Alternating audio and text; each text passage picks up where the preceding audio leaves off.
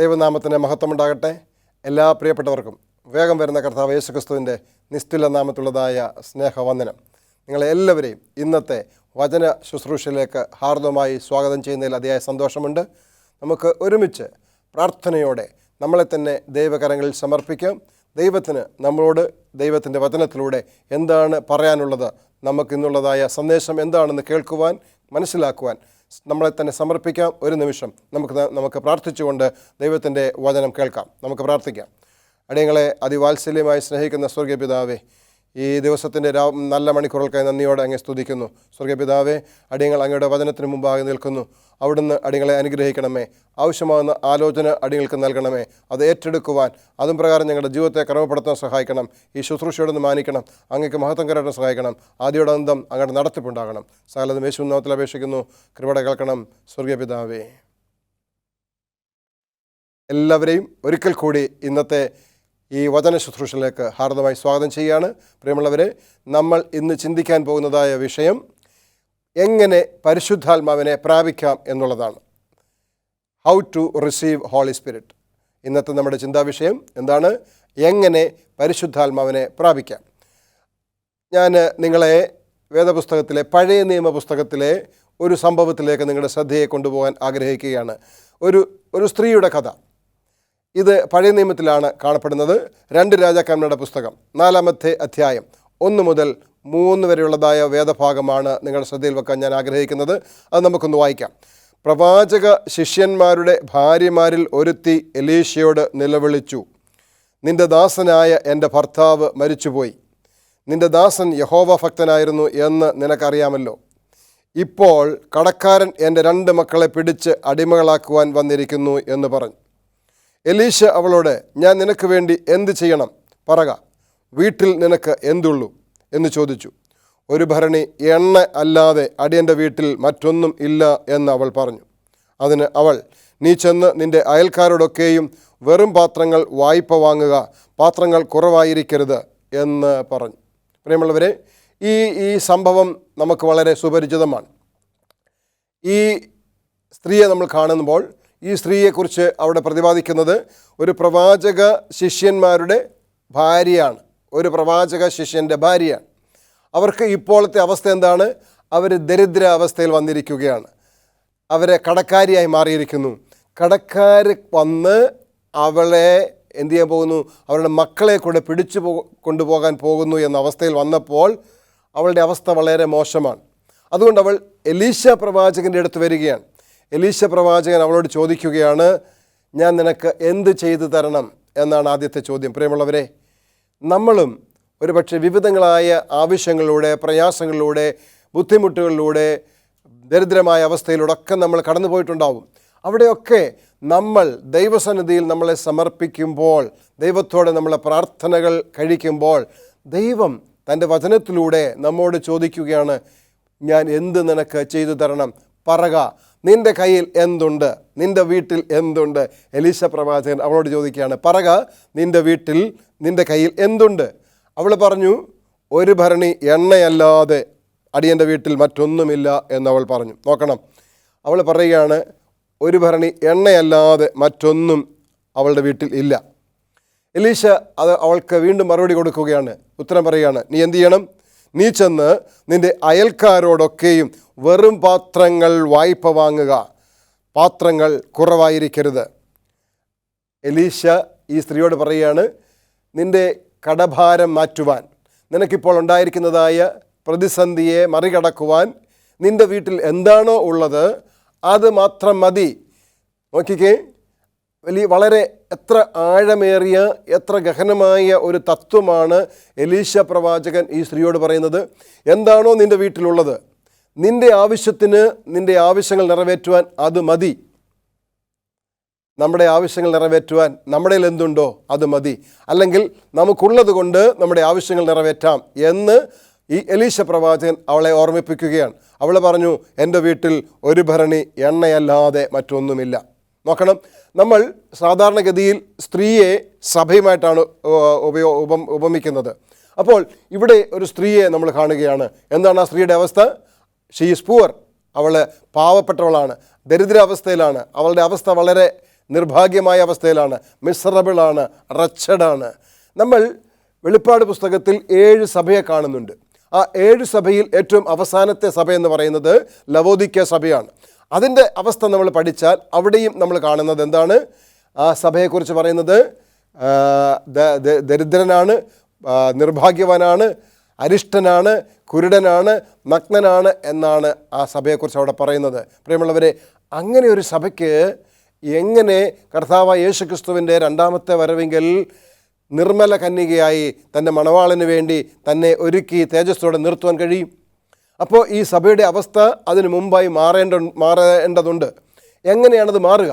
എങ്ങനെയാണ് സഭയുടെ അവസ്ഥ മാറുന്നത്? ഒരു പരിശുദ്ധാത്മാവിൻ്റെ അനുഭവത്തിലല്ലാതെ, ഒരു പിന്മഴയുടെ അനുഭവത്തിലൂടെ അല്ലാതെ ഈ അവസ്ഥയെ മാറ്റുവാൻ ഒരിക്കലും കഴിയത്തില്ല. ആ പിന്മഴ നമുക്ക് ലഭിക്കേണ്ടതുണ്ട്. അതെങ്ങനെ നമുക്ക് പ്രാപിച്ചെടുക്കാം? കർത്താവ് നമുക്ക് വാഗ്ദത്തം ചെയ്തിട്ടുണ്ട്, ഞാൻ നിങ്ങൾക്ക് പിന്മഴയെ അയക്കും. ആ പിന്മഴയുടെ വാഗ്ദത്തം നമുക്കുണ്ട്. മുൻമഴയുടെ വാഗ്ദത്തം ഉണ്ടായിരുന്നു. ആ മുൻമഴ അപ്പോസ്തലന്മാർ പ്രാപിച്ചു.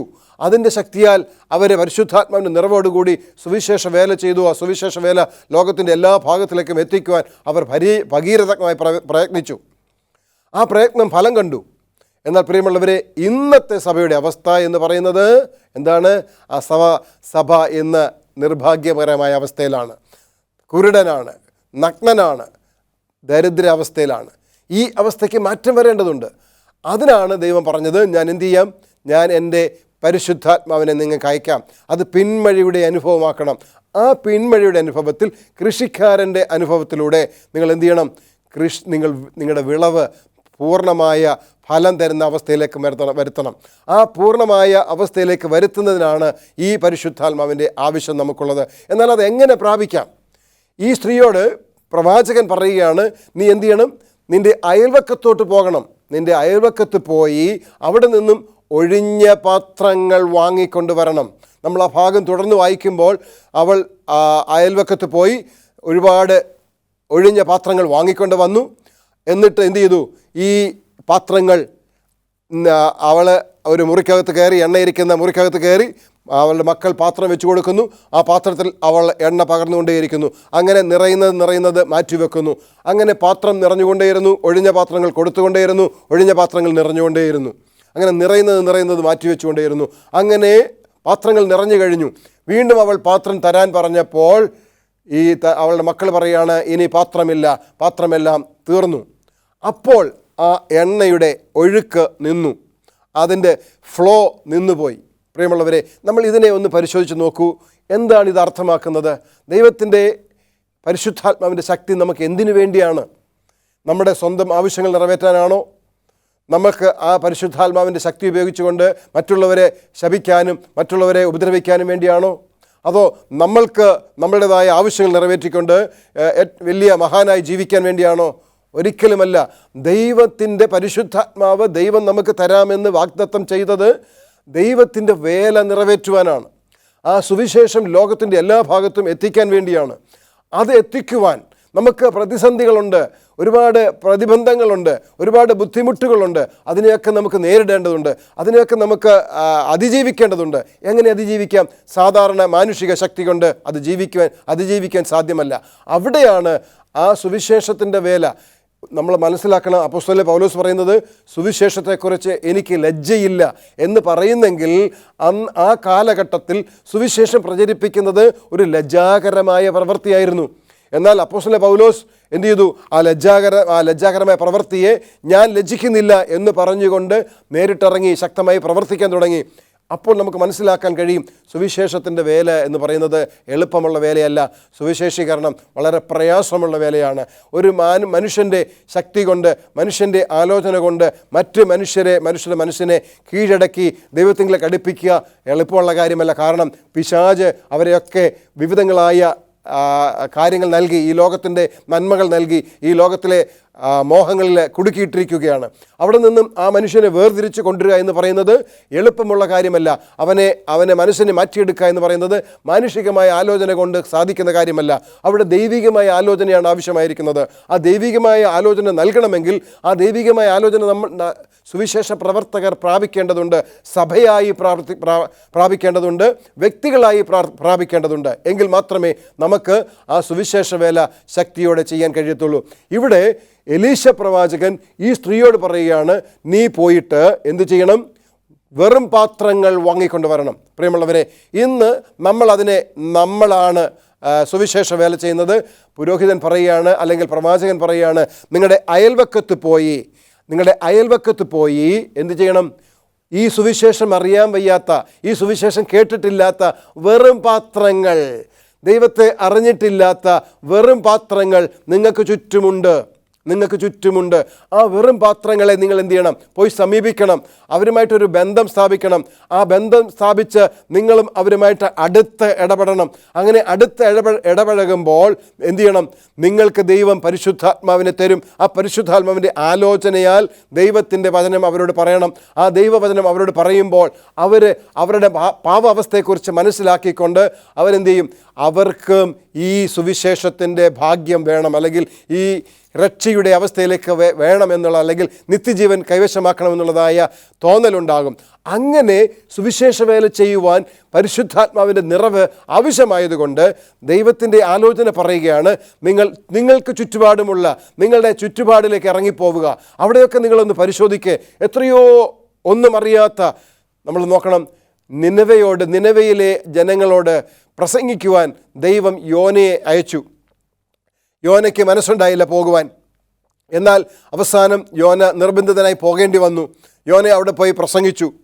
യോന പ്രസംഗിച്ചത് എന്താണ്? 40 ദിവസം കഴിയുമ്പോൾ നിനവെ മുഴുവൻ ഉന്മൂലനാശമാകുമെന്ന്. എന്നിട്ട് യോന കാത്തിരിക്കുകയാണ് ഇത് നശിച്ചോ ഇല്ലയോ നോക്കുവാൻ. അങ്ങനെ യോന കാത്തിരുന്നപ്പോൾ യോനയ്ക്ക് ഒരാശ്വാസത്തിനായി വെയിലിൻ്റെ ചൂടേൽക്കാതിരിക്കുവാൻ അവിടെ ഒരു ആവണക്കിനെ ദൈവം മുളപ്പിച്ചു. ആ ആവണക്ക് വലുതായി വന്നു, അവന് തണൽ നൽകി.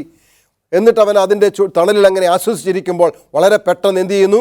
ഈ ആവണക്ക് പുഴു തിന്ന് ഉണക്കിക്കളയുന്നു. അപ്പോൾ അവന് വളരെ ദേഷ്യം വരുന്നു.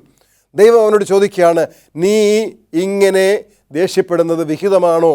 നീ കോപിക്കുന്നത് വിഹിതമാണോ? അപ്പോൾ അവൻ്റെ മനസ്സിൽ അത് വിഹിതമാണെന്നാണ് പറയാനുള്ളത്. പ്രിയമുള്ളവരെ, നമ്മൾ നോക്കണം, യോന ഒന്നുമേ ചെയ്യാതെ, അവനൊരു അധ്വാനവും നടത്താതെ, നട്ടില്ല, വെള്ളമൊഴിച്ചില്ല, വളം കൊടുത്തില്ല, വളർത്തിയില്ല, ഒന്നും ചെയ്യാതെ അവനൊരനുഭവം, അതിൻ്റെ സമാധാനം അല്ലെങ്കിൽ അതിൻ്റെ തണൽ അനുഭവിച്ചപ്പോൾ, അത് ഇല്ലാതെ പോയപ്പോൾ നിനക്ക് ഇത്രമേൽ വിഷമമുണ്ടായെങ്കിൽ ദൈവം അവനോട് ചോദിക്കുകയാണ്, ഇടം കൈയും വലം കൈയും തമ്മിൽ തിരിച്ചറിയാൻ വയ്യാത്തതായ ഈ 1,00,000-ൽ പരം ജനം ഇവിടെ വസിക്കുന്നത്, അവർ നശിച്ചു പോകുന്നതിനെക്കുറിച്ച് എനിക്ക് പ്രയാസമുണ്ടാകത്തില്ലേ? കാരണം ഞാൻ അവരുടെ ദൈവമാണ്, ഞാൻ അവരുടെ സൃഷ്ടിതാവാണ്, ഞാൻ അവരെ സൃഷ്ടിച്ചതും അവരെ വിലയ്ക്ക് വാങ്ങിയതും അവർക്ക് വേണ്ടി എൻ്റെ പ്രിയപുത്രനെ നൽകിയതുമാണ്.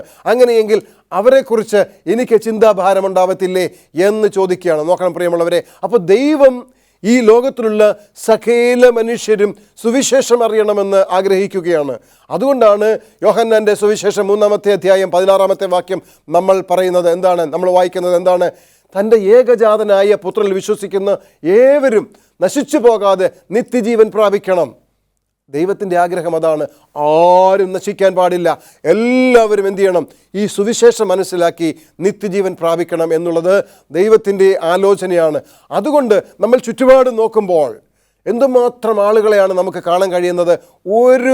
ഒരു പരിജ്ഞാനവുമില്ലാത്തവർ, ദൈവവചനവുമായി യാതൊരു ബന്ധവുമില്ലാതെ, ദൈവവചനത്തെക്കുറിച്ച് ഒരറിവുമില്ലാതെ, ദൈവവചനത്തെക്കുറിച്ച് ഒരു പരിജ്ഞാനവുമില്ലാതെ അവരുടെ ജീവിതത്തെ, അവരുടെ നിത്യതയെ അവരറിയാതെ നരകത്തിലേക്ക്, 2ാമത്തെ മരണത്തിലേക്ക് വിട്ടുകളയുന്നതായ അനുഭവത്തിലുള്ളതായ ഒരുപാട് ആളുകൾ നമുക്ക് ചുറ്റുമുണ്ട്. അതുകൊണ്ടാണ് പ്രവാചകൻ അവളോട് പറഞ്ഞത്, നിൻ്റെ അയൽവക്കത്ത് പോയി വെറും പാത്രങ്ങൾ, കാലിപ്പാത്രങ്ങൾ, എംപ്റ്റി വെസൽസ്, ഒന്നുമില്ലാത്ത, ഒരറിവുമില്ലാത്ത, ദൈവത്തെക്കുറിച്ച് കേട്ടിട്ടില്ലാത്ത, അല്ലെങ്കിൽ യേശുവിനെക്കുറിച്ച് മനസ്സിലാക്കിയിട്ടില്ലാത്ത, സുവിശേഷം കേട്ടിട്ടില്ലാത്ത ആളുകളെ എന്തു ചെയ്യണം?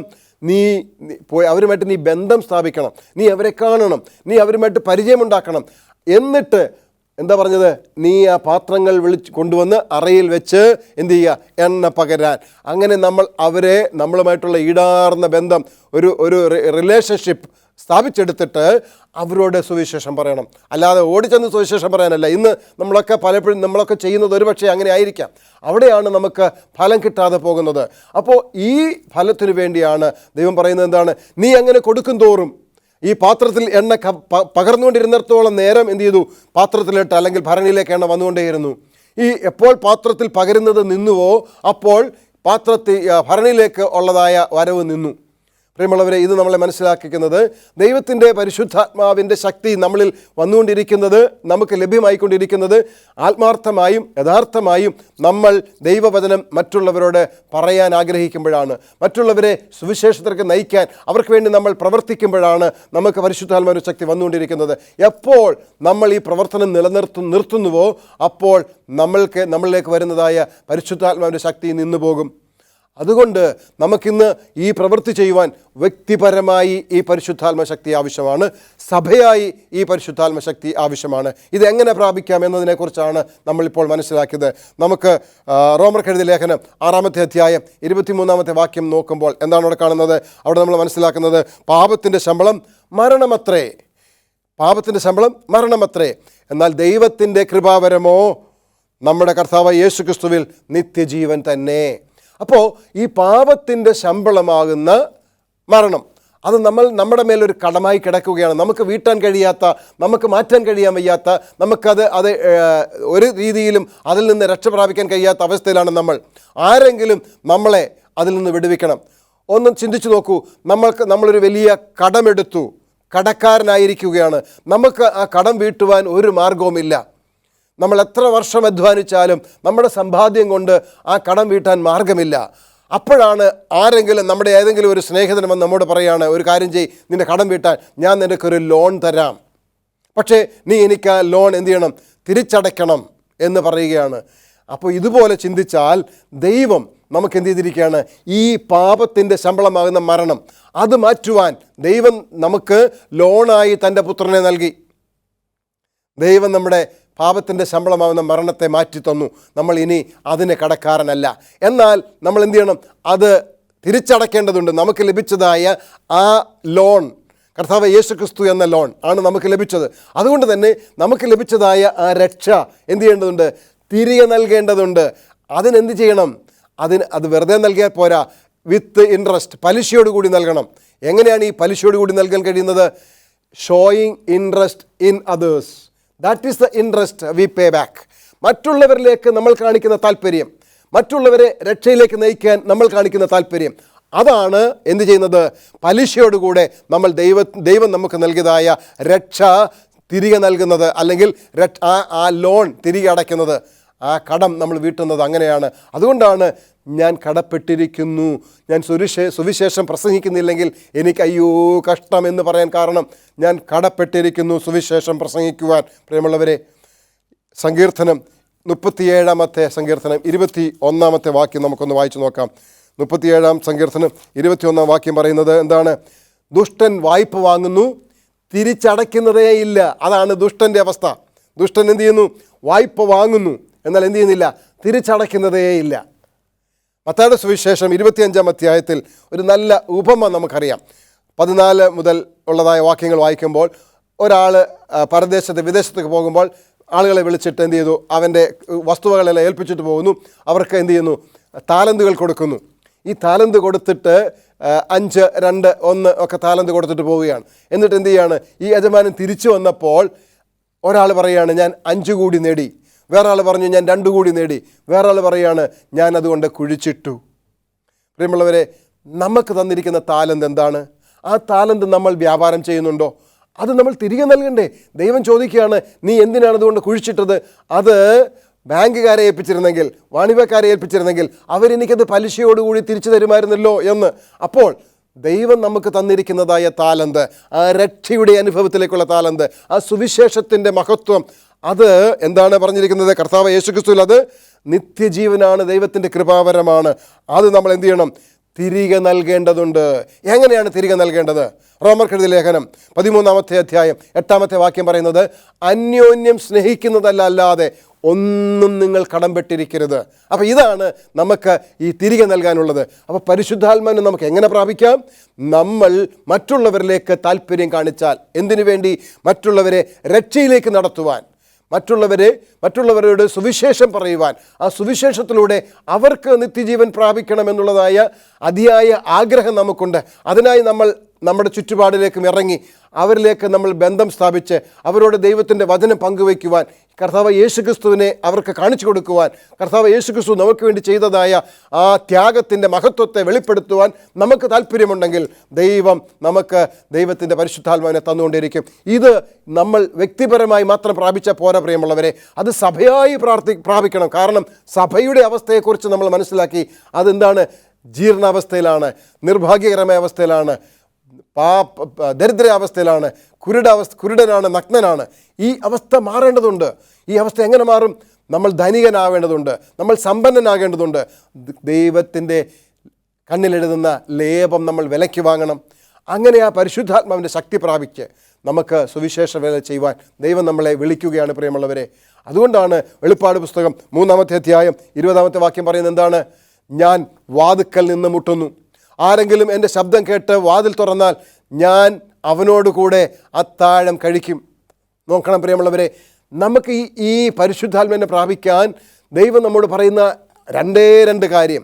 ഒന്ന്, ഞാൻ നിങ്ങളുടെ വാതിൽക്കൽ നിന്ന് മുട്ടുകയാണ്. ഒന്ന് വാതിൽ തുറന്നു കൊടുക്കുക. ആ വാതിൽ തുറന്നു കൊടുത്താൽ നിശ്ചയമായും ദൈവം അകത്ത് പ്രവേശിക്കും. ദൈവം നമ്മുടെ അകത്ത് പ്രവേശിച്ചാൽ പിന്നെ നമ്മൾക്ക് ഒന്നിനെക്കുറിച്ചും ഭാരപ്പെടേണ്ടതില്ല. 2, ദൈവം പറയുകയാണ്, അന്യോന്യം സ്നേഹിക്കുക. ആ സ്നേഹം നിങ്ങൾ എന്ത് ചെയ്യണം? ചുറ്റുപാടിലേക്കും സുവിശേഷത്തിൻ്റെ ഭാഗമായി ഉപയോഗിക്കണം. അങ്ങനെ ആ സ്നേഹബന്ധത്തിലൂടെ സുവിശേഷം നിങ്ങൾ പങ്കുവയ്ക്കാൻ തയ്യാറാകുമെങ്കിൽ നിശ്ചയമായും പരിശുദ്ധാത്മാവിനെ എന്ന ദൈവം നമുക്ക് തരുമെന്നുള്ള വാഗ്ദത്തത്തിന് ഒരു സംശയവുമില്ല. അതാണ് പിന്മഴയുടെ അനുഭവത്തിൽ പിന്മഴ തരാമെന്നുള്ള വാഗ്ദത്തം. അതിന് ദൈവം നമ്മൾ പറയുകയാണ് 2 കാര്യം. ഒന്ന്, എന്ത് ചെയ്യുക? അന്യോന്യം സ്നേഹിക്കുന്നതല്ലാതെ വേറൊന്നും കടംപെട്ടിരിക്കരുത്. നമ്മൾ ദൈവത്തോട് കടംപെട്ടിരിക്കുകയാണ്. കാരണം ദൈവം നമ്മുടെ കടം വീട്ടി, നമ്മുടെ പാപത്തിൻ്റെ ശമ്പളം ദൈവം നമുക്ക് വീട്ടി. അതുകൊണ്ട് നമ്മൾ കടപ്പെട്ടിരിക്കുകയാണ്. അത് നമ്മൾ തിരികെ നൽകണം. വിത്ത് ഇൻട്രസ്റ്റ്, പലിശയോടുകൂടി തിരികെ നൽകണം.